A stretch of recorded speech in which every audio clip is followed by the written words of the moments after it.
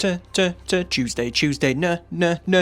Newsday. We've just got the map reveal for Immortal Empires, and as expected, it is an extremely chunky boy. And to give us some context on just how chunky it is, we also have a couple of stats to really put it into perspective. The total number of settlements has increased from 401 to 554. The total number of starting factions has increased from 347 to a massive 540. Can't wait for those turn timers. And the number of legendary lords has of course increased from 74 to 86 with all the Warhammer 3 base game lords, and that number is only going to increase as the life cycle as the game goes on, so it's very likely we're going to see 100 plus legendary lords starting out at some point in the future. This map does not include starting locations, but we can make a few educated guesses from the names of provinces, as well as clues that are given in the blog post. We're told the Kraken Lord will be pillaging Grand Cathay, so we can assume Cathay will be starting somewhere around here, possibly in the jungle, since that's where he seems to have been up until now. There is also mention of a sneaky skink taking the fight to Chaos, so that's likely little cute Oxyotl starting in either the north or the south of the Chaos Wastes. On Ulthuan, Nagaryth has been added, so Ilithanar looks to be joining his friends in the Motherland.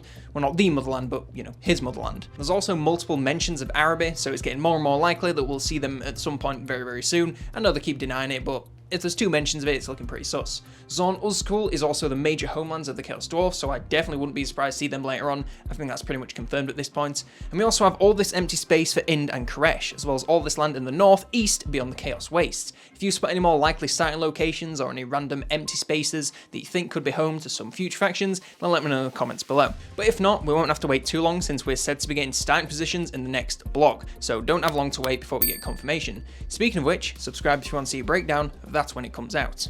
Aside from this map, we're also getting a little bit more information about the sea lanes mechanic that allows characters and armies to travel the globe from one side to the other much quicker. The blog only mentions from east to west and vice versa, no mention of north to south, which, you know, of course makes actual physical sense, but for gameplay it means you're still going to have a very long walk if you want to go from the Chaos Waste in the north to the desert in the south. And of course we have final confirmation that none of the Vortex or Chaos Realms mechanics are present in Immortal Empires. This means we are going full sandbox as it should be, and as cool as the Chaos Realms were to look at, I am so glad that we'll be seeing the back of them very soon. That is just about everything we have in today's blog post, but more news is coming no doubt very soon, so subscribe so you do not miss a thing.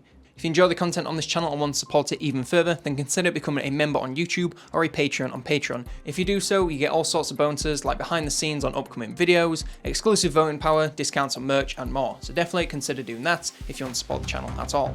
I'd like to of course thank every single supporter, but in particular Henry Tucker for his support at the officers tier.